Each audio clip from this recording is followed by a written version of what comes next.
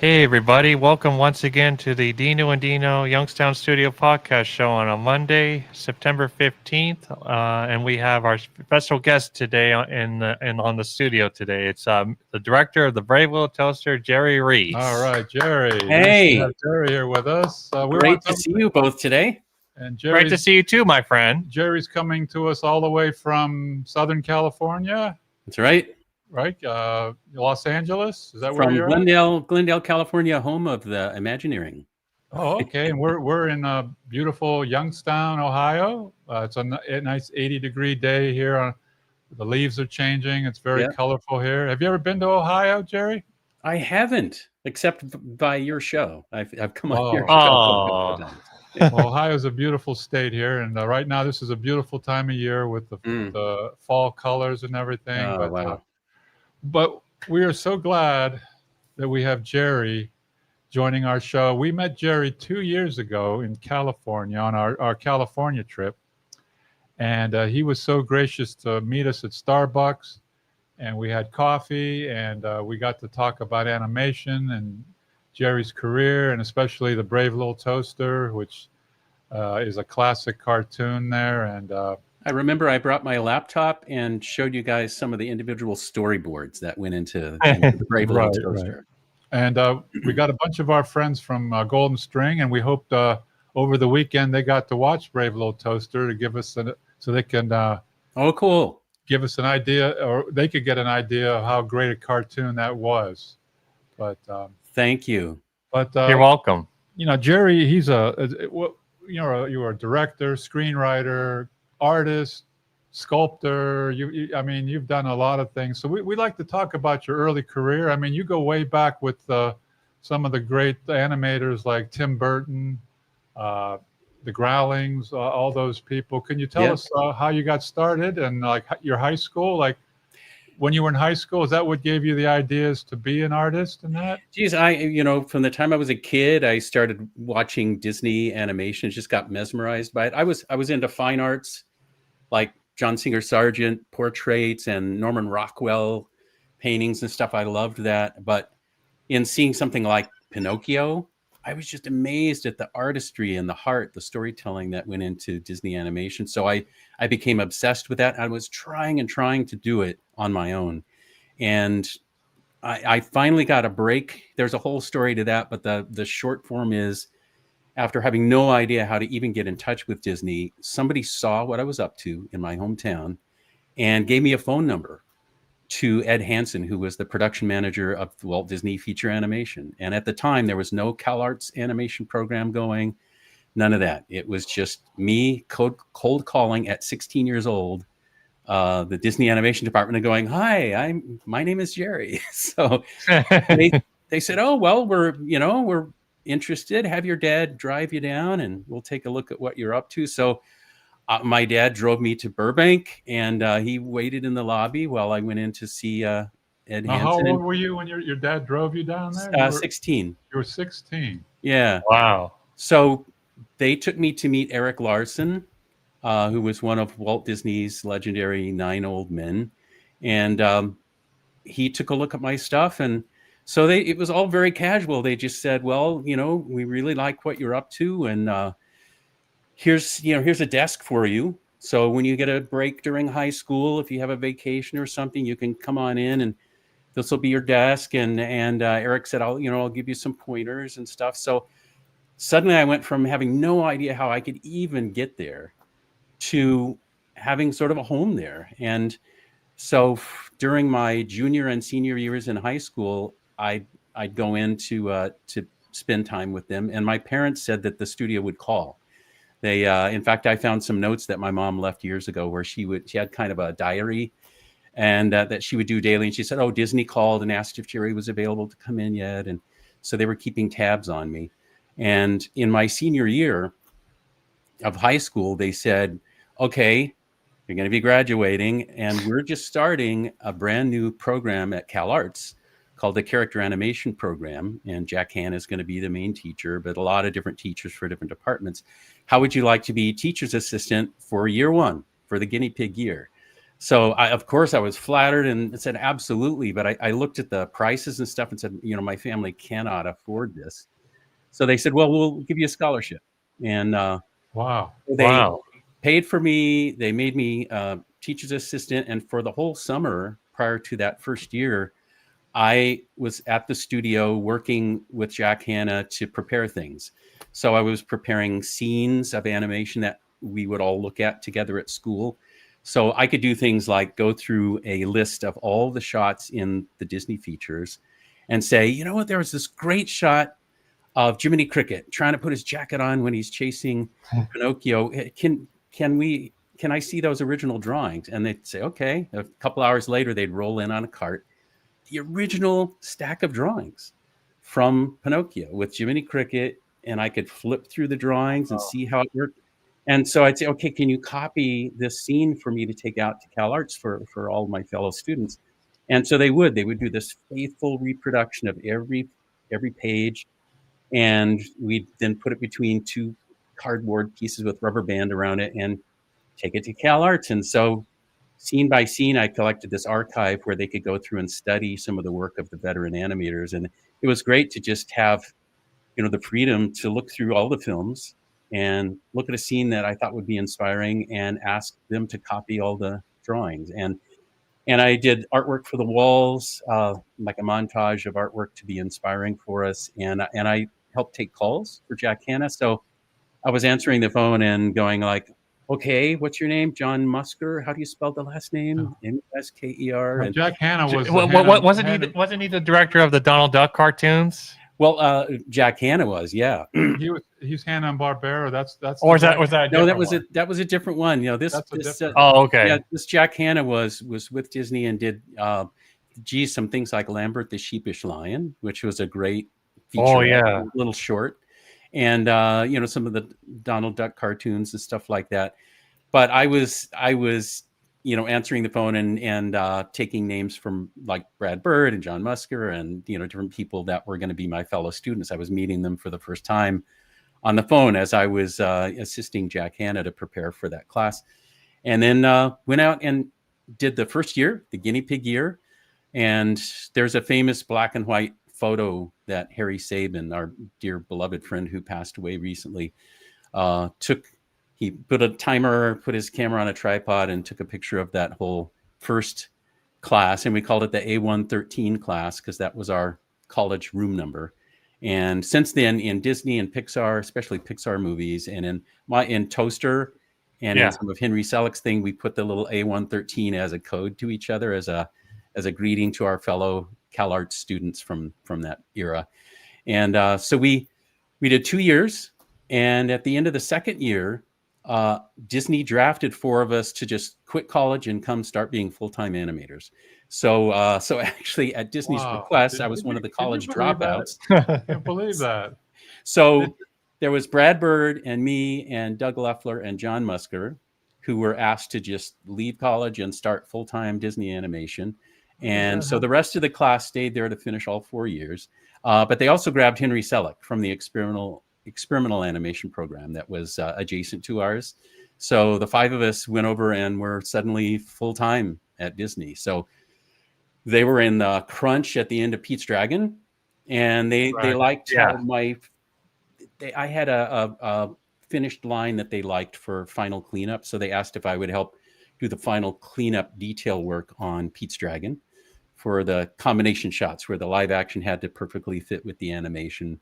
So that was my first job, was helping out on the crunch at the end of Pete's Dragon. And then came the featurette, the small one, and the feature, The Fox and the Hound. And then I dove on to Tron. So that's a quick list. Awesome. Tell me what the Disney's 9 old men. What was that? I've heard that. What is that?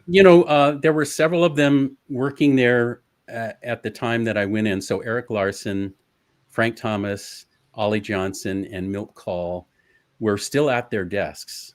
But there were a total of 9, Ward Kimball and Lounsbury and Mark Davis. And, there was a whole group. But Walt started calling them his 9 old men, and sort of making a reference to the Supreme Court. Okay. The 9 members, because he depended on them from the start. I mean, those guys had been with Walt since Snow White. So the people in my generation got to connect with the training and philosophy that went all the way back to Snow White. And they personally experienced it. I mean, we would talk to them. They sat in the audience during the premiere of Snow White. And they talked about how amazed they were that this audience full of adults in mainstream Hollywood were weeping. They were sobbing at the end of this cartoon. And they were, they had the same technology as all their competitors, but they really bothered to put more heart, more emotion, more of a feeling of individual characters being alive and having their own thoughts and feelings. So they had this approach that they called the illusion of life. And they taught that philosophy to us in the younger generation. So it was great to have them pass that along to us. And they said, look, no matter what you do, that they saw technology coming in. And I jumped on the first Tron, and there were only 2 of us that were computer image choreographers for the whole film. But there were tons of people on the film, but 2 of us did the computer image choreography. And the veterans were not scared of that. They told us, whatever new technology evolves, as long as you apply the illusion of life, where you focus it on emotion, on individual characters coming alive and going beyond archetype to eccentric individual characters that you swear are having their own thoughts and feelings, then the audience will care and they'll forget about the technology at all. So whether it's computers or audio animatronics or puppets or whatever it is, even AI, if it's has that principle at work underneath of it, it will communicate intellectually and more importantly emotionally with the audience. So that group, we felt so fortunate to be at the studio before they retired. And so at the time that I first went in, when I was 16, they were still working. They were still working on The Rescuers. So they were at their desks still animating. So anyway, that was the group. When did you hook up with, say, Tim Burton? You were a group with Tim Burton and other animators? Yeah, well, and 1975 was the first year of CalArts. So I'd already spent a couple years mentoring at the studio in my high school. Then 1975 was when CalArts started, and Tim came in like a year later than me. So we weren't directly in the class, but we started really hanging out together after he completed the 4 years, and then he came to the studio. And that's when we really connected. We did a couple home movies together, and we would just hang out. We were good friends. Awesome. Well, let me give a couple of your. You started on Pete's Dragon in '77, and then '78, the small one. Yep. 1980. You did. And my mom in the theater when the small one screened, she was there. We were in a very conservative little town, and they didn't usually go to the theater, but for her son, for me to have a credit, she went to the theater. And at the end, when my name went up, my mom said to the theater full of people, "That's my son." and the small one it's like a Christmas short, right? It is. Yeah. Well, it's like a featurette. Yeah. Yeah. I think it's on Disney Plus, right? Disney Plus. Yeah. Then yeah, maybe we should watch that one day. Animal. How do you say it again? Bill Croyer was involved, and Brad Bird were involved with that. I was still at the studio, so I wasn't involved with Animal Olympics. Oh, okay. And then Fox and the Hound. I brought my Fox and the Hound lunchbox. Everybody. Yes. Oh, great. Yeah. Tell us about Fox and the Hound. That was a great movie, Fox and the Hound. Well, I wound up directing. Animating a number of characters. In that, I did Dinky and Boomer, the little birds. Oh yeah. Also the little fox, and then the grown-up fox, and the hunter, and Big Mama. So I wound up, animating a number of different characters, but I especially focused on Dinky and Boomer, the little birds, and I enjoyed animating all of them. But for them, Eric Larson had been telling us, he was one of the veterans, one of the 9 old men. He said, I'm glad that you guys are looking at our work from the past films, and it's nice that you admire it. But remember, when we were animating back then, we weren't copying other people. We would look at the world. We would look at real life. We'd look at deer and dogs and people, and like we would study the real thing to bring it into our art. So I would encourage you to look at the real world too, and not always just copy other animation. So I remember it was early in the Fox and the Hound, and I saw all the list of characters, and I was just out at the commissary, the cafeteria at Disney, and sitting out there with Brad and Henry Selick and a number of other people. And the outdoor patio, these little sparrows would come up and try to take your food. And so it was cute. And sometimes we'd give them like an extra French fry or something. But I just noticed the way they would move was like nothing that we had been taught in animation. They moved much quicker. They would do several poses in a single second.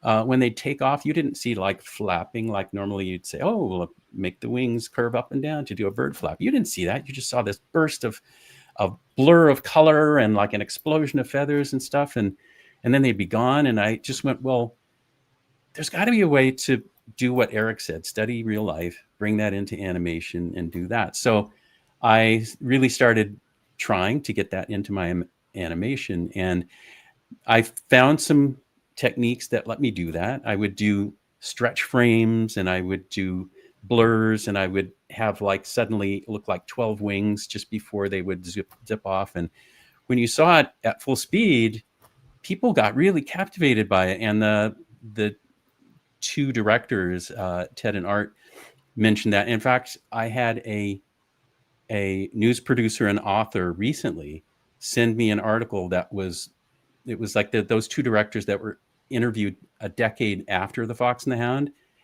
And the director mentioned me and my bird animation in this interview 10 years later. It's like, Jerry had this whole new way of animating birds. So it made enough of a mark where he bothered to mention it in an interview a decade later. So that was something I really took a lot of joy in. And then Brad and John Musker and different people gathered around and started going, oh, cool, this is really a neat thing. So they sort of picked up on the style as well, and it became a new experiment that we did. So that was fun. And it was after animating all these other characters too, like I especially enjoyed animating the hunter. Oh yeah, the cantankerous guy. But then when I was done with animation and we were in the crunch at the end of that film, trying to reach the final deadline, Glenn Keane was animating that dramatic bear fight sequence.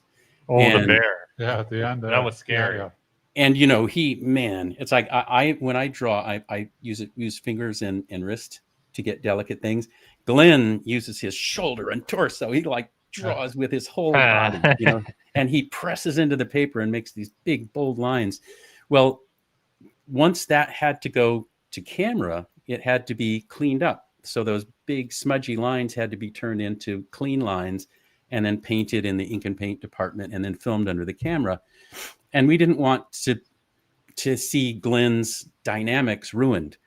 So even though I was an animator, I volunteered to jump into the cleanup process at the end and to be one of the people taking his big fat lines and turning them into clean lines. But they had some thick and thin to them. But you had to make a decision as you rolled through the drawings and you saw this big smudgy line moving. It's like, would it help if you favored the outside of that line with your clean line to fit the force, or to favor the middle or the inside of that line? And so you had a lot of interpretation to do, and it helped that I had animation experience under my belt before I did that. But that was another project I really enjoyed. So sort of inventing the new bird style and then helping Glenn's animation survive going through the cleanup process was another thing I thoroughly enjoyed. I heard that Paul Winchell voiced Boomer, and who was Dinky again? Yeah. Gosh, I'm trying to remember Dinky, but yeah, Winchell was Boomer. Wasn't Kurt Russell in that too? Kurt Russell voiced it. He did a voice of he voiced Copper. Copper, right? Yeah. Hey, let's bring up some of our comments from our listeners from Golden Spring. Why don't we're going to bring them up on screen here, Jerry? Let's see. Let's see. This is Christina from Ireland here. Legends, the Dinos and Jerry Rees. Best wishes from Ireland, says Christina. That's Christina. Cool. Hey, Christina. Thank you. I don't know what time zone you're in, but I appreciate that you're taking the time to hang with us. Yeah, who we have? Melina says, hi, comrades, and Jerry Rees. That's Melina. Hey, Melina, thanks for the art. I loved your portrait. Thank you very much. You know, that And, was something that I really started with before I got into animation. I loved portrait work, so I really relate And to voice actor Bobby G says, hello again, Youngstown Studio, and Dino, and hello, Jerry. it. Hey, Bobby G. Good to be with Who you. else? Go down a little more, Dean. Go down a little more. Yeah. Let's see. Go down a little more. Right there, Jerry. Which one? Laura Shank from Florida. Laura Shank from Florida. Up there, right there. I love your Jerry, I love your Brave Little Toaster shirt, says Laura. Well, you know, Steve Moore, who worked with me on the Brave Little Toaster, animated on it. He made these, and so you can actually order them from Steve Moore. He has an account, some T-shirt thing. You can look it up. Maybe I can send you guys the link. Okay. And Bobby G says, wow, getting mentioned by one of Disney's 90 Men, that's amazing. Cool, yeah. What else we got there, Jerry? Okay. My Aunt Maureen Rudin says, great job on getting Jerry on your podcast. So interesting. That's my Aunt Maureen Reardon. Hey, Maureen. Get Jerry up there where Christina says what Jerry deserves, right up there. Jerry, one more up, Dean. This one right here? No, next one. Oh, here it is. Reading. Jerry Rees deserves a Hollywood Walk of Fame star, says Christina. Oh my gosh, that's so flattering. Thank you very much. How about that one right there, Bobby G again? He says, The Brave Little Toaster is such a great film. It was beautifully animated. The voice acting is great, and you did such a great job directing it, Rees, says voice actor Bobby G. Thank you so much. Oh my gosh, what a collection of people came together to make that film. I loved the voice actors and my whole crew and just everybody. It was like a perfect gravity that pulled together a lot of people who had passion and caring about doing something creative. Before we talk about the toaster, you did Tron. You did Tron. Now Tron is as a class. It's kind of a cult film, isn't it? Tron. A lot of people don't know about Tron. Yeah, it really. I think the more time goes on, the more people realize what a pivotal moment it was in film history. At the time, it was largely misunderstood. The Film Academy sort of ignored us because they imagined in their head that we pushed a button and the film came out. And it was so handcrafted for every single frame. There was no such thing as even an animation program back then. You couldn't have like one of the light cycles be at a starting point and then say animate it going from the start to the end point. There was no such thing. All you could do was make one frame with the object. So it was up to Bill Croyer and me to figure out the position in mathematical terms for every single frame of film for that. So it was like doing stop motion. You know how in stop motion you pose every single frame? Like Rudolph the Red-Nosed Reindeer, kind of like. Well, that's what we did. We posed every frame of computer imagery, one frame at a time. So it was super handcrafted, and a lot of things that people thought were done by the computer were not done by the computer. A lot of like the glowing outfits and stuff were done with optical multiple passes. There was whole crew that was just doing an insane job of doing take after take with many passes to put different colors, filters over the film and make that happen. So it was such a handcrafted film, but the Academy with this new technology thought, oh, you guys cheated. You used a computer to make your movie. And they even would ask like, well, what kind of camera did you use? And it's like, well, it's a virtual camera. It's a camera node in the computer that's looking around, and they're like, we don't want anything to do with this. So at the time, it was kind of ignored. And years later, like now, there's sort of more interest in the film than ever. And we see people are looking back who are now deep into new technology and realizing how pivotal that was as a moment where technology took a turn, where computers in the hands of creative people, like our whole team, was able to start pushing in from technical endeavors into story and character and emotion and expression. And so it was a critical thing. Was it kind of like Nightmare Before Christmas? Is that what you're talking about? The Tim Burton movie. I'm saying it's the equivalent care for every frame that was done, but in the computer. So Nightmare Before Christmas was physical models that they posed in the room. So they had a physical camera and they would pose the little armature maquettes one frame at a time. We had to do that virtually inside the computer, where we couldn't say just animate it moving from frame 1 to frame 60. We had to figure out where it was for frame 1, and then we had to find out where it was for frame 2 and for frame 3. So we had to do the math coordinates for all 60 frames. We couldn't just say start here, go there.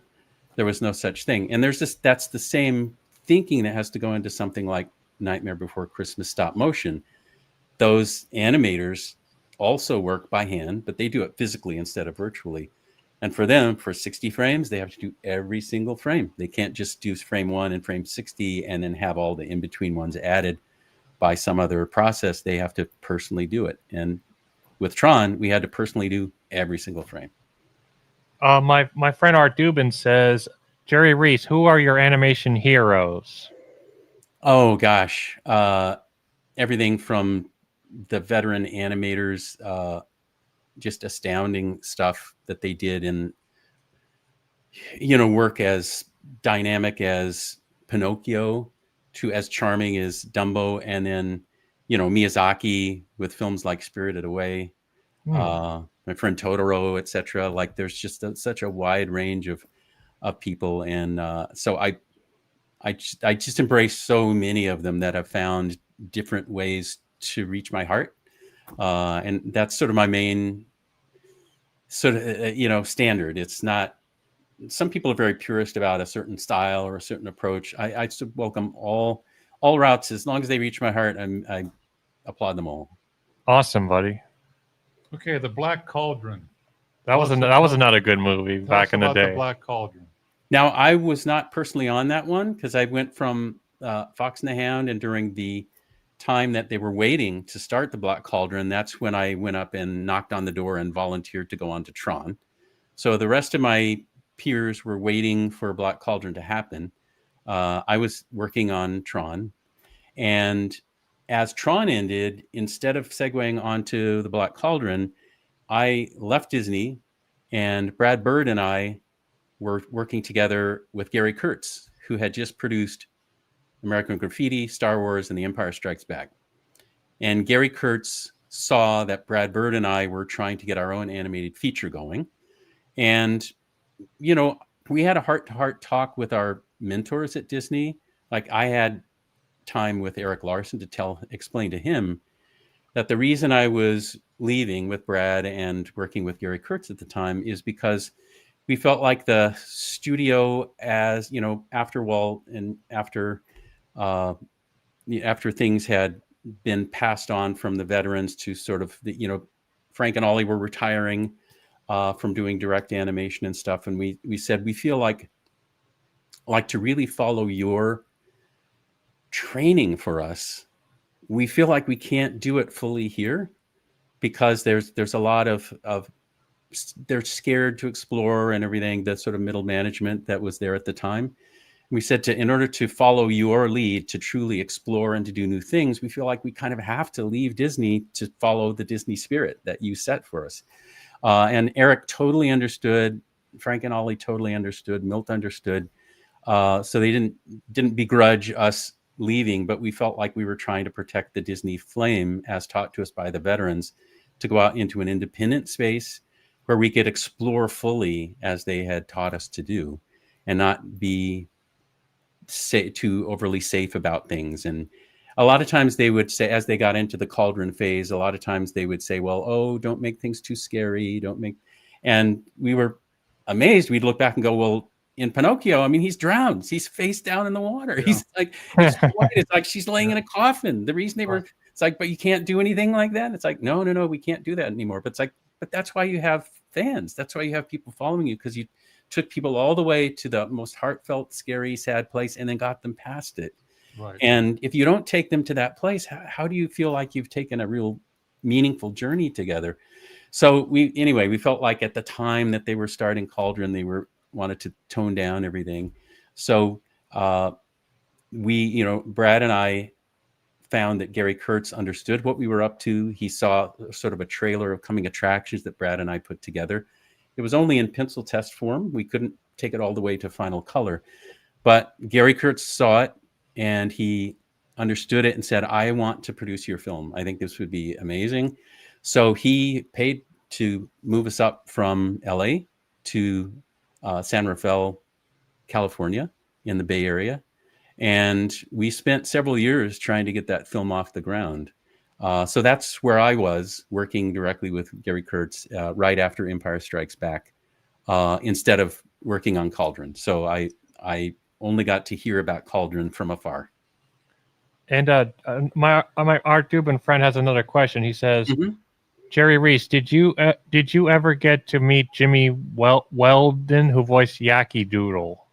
I don't think so. I've met a lot of people, but I don't think I ever got to meet him. Okay. Okay, so we 1977. We fast forward to 1987. Brave Little Toaster. This is where we're at now. How did we started actually in 1985. 85. Oh, okay. That's when we started it. Yeah. What? Tell us the idea, where this came from, and how you got involved with this movie right here.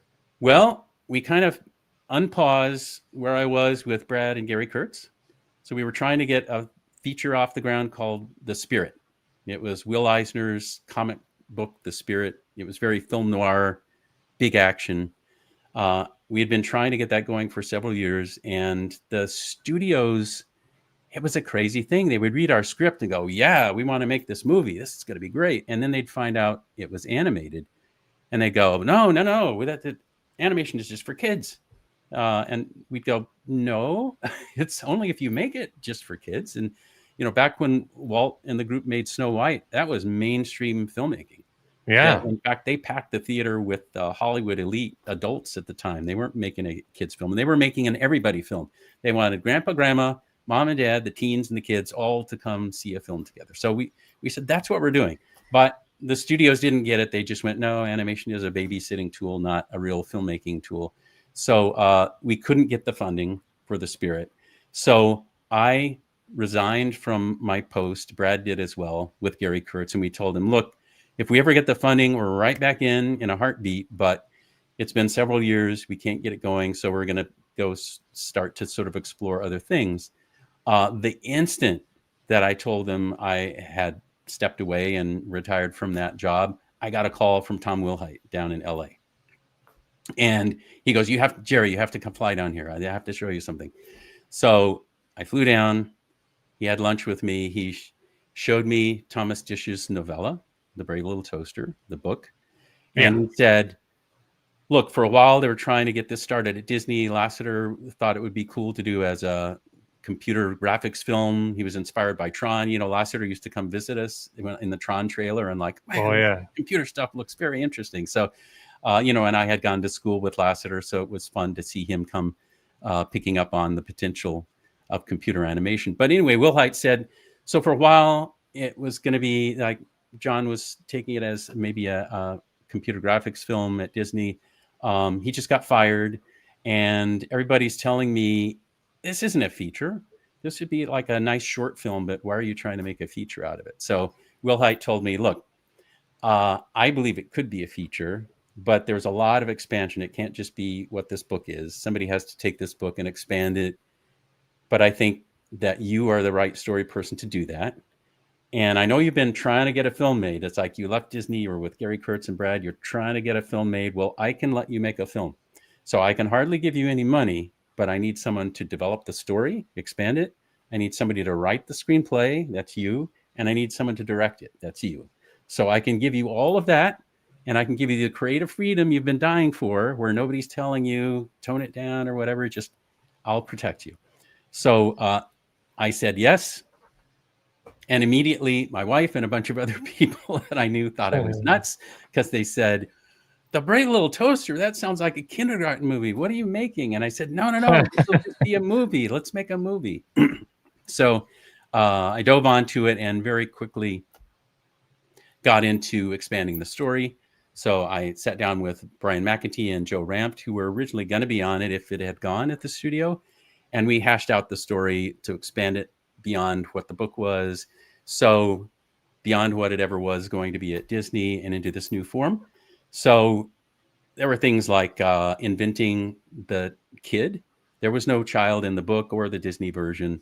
But I just, in my own heart, I went, in the book, they go back to the owner, and the owner really had abandoned them. It's like, and I wanted somebody they'd be reunited with who had not abandoned them. And I thought, well, if the child is the one they really bonded with and the family moved away, it's not the kid's fault, so there would be, a true reunion that would be heartfelt and full, because the kid had no choice in the matter. So, I added in the kid, and I saw Brian McEntee's beautiful drawings of an epic sort of scary drawings of the junkyard, which originally was going to be partway through the movie in the story. It's like they go to a junkyard and then they have the whole rest of the movie after that. And I went, that doesn't belong in the middle of a movie. That's the end. That's like the graveyard for appliances. That would be like the last place you go. That's your last stand. Like, shove this to the end.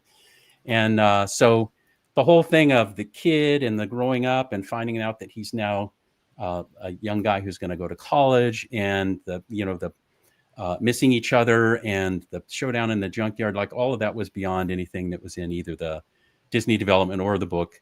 And so we finally felt this is the structure, and we dove into it. And it was 6 months with my team in the US. Then about a dozen of us moved overseas and spent 6 months in Taiwan with a wonderful team there. And then another 6 months back here to do post. So it was a year and a half. But in a lot of stories within that, but that's the Cliff Notes. And my friend Laura Shank says, Jerry, who is your favorite character from the Brave Little Toaster? Mine is the radio.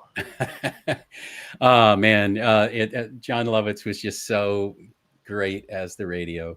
You know what? I'm so fond of them as a group, and I think Deanna Oliver's toaster is just kind of she's the heart that kind of brings them all together. Her warmth, like the toaster's warmth, so to speak, the metaphorical warmth, just sort of brings them all together. So I love them all, but I think Toaster to me is kind of the parent of the family, and so I think she's special. I would like to tell the. Wait! I got one more question. Voice actor Bobby G says also that down firefighter. The clown. Also that clown firefighter nightmare scene in the Brave Little Toaster. That was one of the darkest scenes in animation history. Lol, how did that scene came about? Why don't you show him this? I felt like, yeah. I've had some people. By the way, I've seen it in lists of scary films, and I've seen it like next to Psycho. That's one of the scariest films. Yes, the clown says, "Run." But as I was writing the story, I just felt like when the toaster, they've been through a lot of stuff. It's been a lot of conflict and survival and starting to care for each other through the conflict. And I just felt like the toaster as it goes to sleep, and it's talking about warmth and caring and why it's showing more care for the blanket and stuff. And then it goes to sleep. And I wanted it to have a guilt dream where the toaster wonders, like, here's these happy memories of the kid making faces in my chrome, but then the toast gets stuck and the toast burns, and the smoke pulls the kid away. It's like, did I do something wrong? Am I the reason that we're separated? Did they leave because of me? So I wanted it to be basically a guilt dream, where the poor toaster is wondering, am I at fault for separating us from the master? And as we went through the dream, the idea was, well, what would be scary once you say, well, the toast has caught fire. Well, now you've got a fireman to put it out, and my head went back to Dumbo. Remember in Dumbo the scary clown fireman? Yeah. Poor Dumbo is up there, and they're laughing, and they have the fire and everything. I was like, oh my god, that's the scariest. I don't see those firemen as like, oh, I'm happy because the firemen arrived. It's like those are like dangerous, firemen that are lighting fires for entertainment and then spray. So I just went, well, let's bring in one of those scary firemen in this dream, because it's supposed to be a nightmare that's a guilt dream. And so this scary fireman is trying to put it out. And I thought, well, that's also like water going into a toaster is scary. Forks digging into a toaster to try to. I like how the water Yeah, morphs into forks. into the forks on the top. Yeah.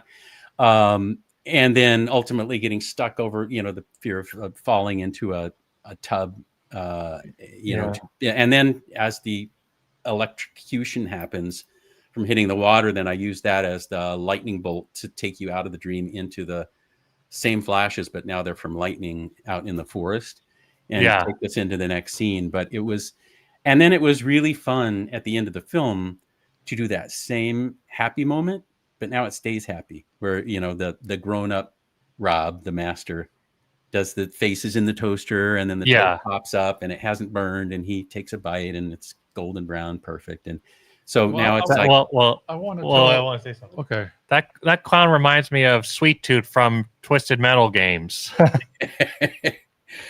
Well, you know what? I curiously enough, I got called out to a big horror film horror fest. It's for films and theme parks and stuff. It's called Midsummer Scream. It was out here in Long Beach. It's a giant thing, and I was asked to come out there and talk to a crowd about a theme park attraction that I had directed that people also said was the scariest thing, like the toaster dream. But this was extraterrestrial alien encounter that was briefly in the Magic Kingdom in Florida.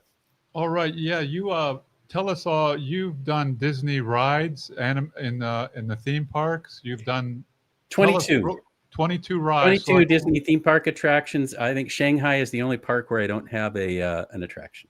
So, like when you go in the ride, they hear a voice. That's your directing. Is that what that is? Well, it could be different things for different shows. Like in the Cinemagique that played in Paris for 15 years.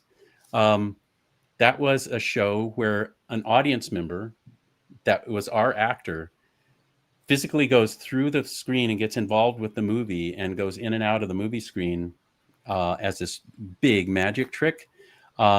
That played for 15 years. So I directed the concept and the filming of the live action and the rehearsal of the real space integrations and all that stuff. For Cranium Command, for example, I directed everything you see through the eyes, and directed the voices, directed the way the audio animatronics would move with people like Doug Griffith and Dave Fighton as the audio animatronics animators. But I was the director for audio animatronics, for live action, for animation, for the physical lighting in the space. So it depends on the attraction. I did another one where I directed the pre-show for Rock and Roller Coaster with Aerosmith. And in that case, I was directing Aerosmith. So it's like, and it depends on what the show is. For Back to Neverland with Robin Williams and Walter Cronkite, I directed live action Robin, and then I directed the animation of him once he's animated. So I was live action director, animation director, and so it's just been like such a creative sandbox where they invite you to just play with new tools. We're going to read those. We're going to read those in a minute, Dean. But I just I want to ask Jerry. I want to tell the audience about The Brave Little Toaster was a cartoon movie about 5 characters. Well, the boy was going away to college, and the appliances would come to life when nobody watched them, it was secret. And fast forward, Jerry, your crew, when they saw Toy Story, in '95 when it came out, every scene that I see in Brave Little Toaster mimics Toy Story. Would you agree or disagree with that? Well, I think, a lot of that stuff, like I say, inventing of how that toaster would be shaped was something that I sat with Joe Rampt and Brian McEntee, and as director, I shaped a new story. And it was not in the Thomas Desch book, and it was not in the Disney version for that sequence to happen. So in 1985, 86, 87, as we were making the movie, that's how all that stuff was born. later for it to be reflected in Toy Story. I'm not sure how that happened, but I think a lot of people have felt like somehow what we created back in 85, 86, 87 echoed back to us from there. And I know that later Joe Rampt went to work at Pixar and was part of that whole team. So there was a actual passing of the baton where our little team, part of our team, went up to work with Pixar. So yeah, I mean, the toaster could have been Woody. Kirby could have been Buzz Lightyear. I mean, they mimic each other. You know what I mean? And then the scene where they're at the appliance repair shop, and that heavy set guy is taking apart the blender. The blender. Yeah, almost St. Peter's. Almost St. Peter's was something that was born in Toaster, and I cast Joe Rampt to be the voice of that. So I got to be the first person to cast Joe Rampt, who was a wonderful animator and storyboard artist. That I shocked him when I told him, you know what, you're going to do the final voice. He was like, what? So, but he was great at it. Do you remember in Toy Story when there was a heavy set guy that was going to send the toys away to Japan? Yeah, Al. Remember? It was Wayne Knight voiced him. So it kind of, I think it mimics the Toaster, Toy Story, and even in the junkyard when they're going to go into the crusher.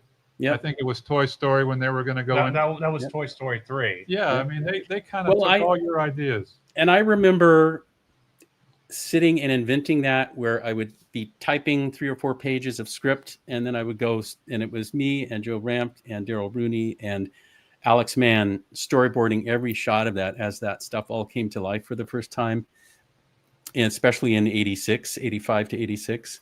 And that's where that stuff was born. And plus, there was I feel like it was echoed back later. Plus, you used a lot of adult. You had to be an adult to know what they were talking about. Like when the radio, Kirby is in the water and the radio goes, "I stab at thee." You remember that? Now, if you didn't know what damn thee, thou cursed whale, from the depths of hell I stab at thee. Yeah, now if you didn't know what that meant, you had to know that's from Moby Dick. Yeah. The movie with Gregory Peck. Okay. And then when the lampshade came down, that was Peter Lorre. Yeah. Right? Now, and Phil Hartman did that voice. He did the air conditioner and the air conditioner. lamp. Phil Hartman did the air conditioner. Yes. He's so spontaneous. But, I mean, we weren't making it for kids. We were in our 20s, and we were making it for us. We wanted a film we would be proud of, and we weren't trying to sell toys. We didn't have any sort of expectation for where it would go. We just knew we were in an independent space on a low budget. We only had $2.25 million to make an entire 90-minute feature. Care Bears was like $7 or $8 million at the time, I think. Oh yeah, Care Bears. In fact, yesterday was the 40th anniversary was released back in the day. So we had less money than Care Bears to make our film. Dino, go up to the top and just go down the list and read some of the comments to Jerry real quick before we only got about 10 more minutes. What time is it? Yeah, go up to the top. Let's see. Go up. But it was I also brought in the Groundlings improv actors to work with us. They were totally from an evening adult LA scene that no kids never even attended their show, and that's where I pulled my actors from. Let's see. Melina says, "It's wonderful to meet you with Jerry and Chris Bailey during the last podcast. My best wishes and love to Russia." Hit the one up on top. This one? Yeah, it was great, and I enjoyed. Just enjoyed the portrait you did of Chris too. Just go down the list. Voice actor Bobby G. And you're right, Reese. It's only if you make it for kids, but it's for everyone. People should not judge a book by its cover. Read the next one. Got it. Let's see. No, the one about the firefighter. Yeah, I did read that one. About Molina there. I did. Yeah, I did. Let's see. I did read that one. Yeah. Right there, Bobby G. Radio reminds me a lot of. Wait a minute. Thurl Ravenscroft. I see somebody mentioned. Thurl Ravenscroft did great as Kirby too. He's a legendary voice actor. I was honored to work with Thurl Ravenscroft. Oh my gosh. For anybody who doesn't know, he's the one that does the Grinch, and, right? and the narrator. He's the narrator of the Grinch. How the Grinch Stole Christmas. The Grinch, Tony the Tiger. He was Buff the Buffalo Head in the Country Bear Jamboree. He was the singing in the Pirates of the Caribbean ride. He's not only singing, but is one of the projected heads that sings to you in the Haunted Mansion. And he was a voice that you'd hear around the park when you're riding in the tram and the train. And he was with the Johnny Man Singers. So yes, Thurl has a And long career. Bobby G says radio reminds me a lot of Alistair from Avidson Hotel, but John Lovitz did great in the movie. Yep. Go down a little more, Dean. Let's See see what we got there. Let's see. I also liked the late Phil Hartman, who voiced the air conditioner in The Hanging Lamp. Another legend. May he rest in peace. Yeah, he was wonderful to work with, and I got to work with him later too. I heard that they are closing down the dinosaur ride on February 26th. How sad. Did you? Work I'm on not that? sure about their plans for that, but yeah, that was another one where I directed. You worked on that one? Yeah, I directed the pre-show before you get on the ride. He also says, also, did you hear about the 2 Brave Little Toaster sequels? If so, what did you think of them? They were directed by Robert C. Ramirez, I think. Ramirez. Yeah, I've never seen them. Those of us who did the original film put so much of our heart and soul into it and cared about it so much. And later, when we heard that it was being turned into sequels without our involvement, we just were kind of sad. And so I just have never seen them. And I know some people enjoy them as well. But my heart was in the first one, and I've never seen. Oh, okay. And Space Jam, that's another classic. What was your work on Space Jam? God, I got a call like 7 weeks out from them rolling the cameras, a panic and saying, "Oh my gosh, there's like no plan for it. We have this would be like jumping on the back of a bull. Can you please come in and do that?" So I was producer, an animation producer on it. There were 2 of us, and I brought in Bruce Smith to co-direct with Tony Cervoni, and quickly like slammed together a storyboard plan for everything to get shot just before Jordan came in. And so then when Jordan was being filmed, I was sitting there drawing the character next to Jordan on a printout. So as they were filming, I could hit a button, and right then, quietly, so as not to disrupt the shot, I could do it right while they were filming, print out a frame of what was going on, and then draw Bugs or any of the characters next to him and pin it on the board. So they call cut, and then the director and Jordan would come back and take a look at my drawing and go, "Oh, that's what's going to be happening. Bugs is going to be like leaning up and pulling his tie or something," So I helped as producer and as on-set sketch artist. Hey, would you happen to have a piece of paper and pencil there handy? And nothing blank. I have things with just scribbles already all over them. Could you draw a little toaster there real quick for us, if that's possible? Oh gosh, You don't have any pencil or paper? I don't want to put you on the spot there, but I mean, if you could just draw. Here, what does Laura there say, Dean? Laura Shank from Laura Florida. Shank says she's never seen the Space Jam sequel. The original movie was the better one. Is the best. Yeah, the original movie. right. Let's see. Melina says, What an amazing podcast. from great comrades Dino's and Jerry Rees. Bravo. Not very good. That's good. Well, that's not bad. All right. But I got a question. What was the name of your production company that produced the Brave Little Toaster? I think there were 2 companies, right? Hyperion. Hyperion, and what was the other one? Kushner Locke. Are those companies around today, or are they not anymore? I'm not sure, but Donald Kushner, who worked with me on Tron, Yeah. we've been in touch recently, and he's doing great, and he's just got an amazing affinity for artists all over the world, and it was great. I've been reconnecting with him recently, and we've been brainstorming about sort of new things to bring into the world with emerging technology, since we did it once with Tron, where it was like we were really in the vanguard of firsts as the new tech was blooming. So one of the things I'm doing is authoring artificial individual intelligence, not just AI, but AII. And so I have a podcast called Users and Programs.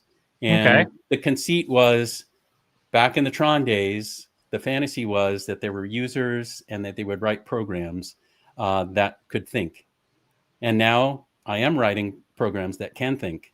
And so I have a podcast with one of the programs that I authored, and we have conversations. So I just posted this weekend episode 5 on YouTube, and it's users and programs, and I can send you a link to it. But if somebody wants to hear like me talking to unscripted real-time character that I authored, where I'm not using presets, where it just is auto-generate, I'm spending months authoring deeply into the brain of a character so that it can have conversations with me that are meaningful and not depend on a pre-scripted thing, and have individuality. So I'm trying to continue the illusion of life as taught by Walt Disney's veterans from the Snow White days on. And they encouraged me, like, keep the same principle going no matter what the tech, and it will always bloom. And I'm doing that right now with the latest tech with AI. And my company is Artificial Individual Intelligence. Awesome, my friend. We feel like it's important right now with it just going everywhere, to be responsible with it, to be ethical with it, and to guide it into individuality rather than these sort of mass systems where you get to know one character at a time and they can have meaningful rapport with you.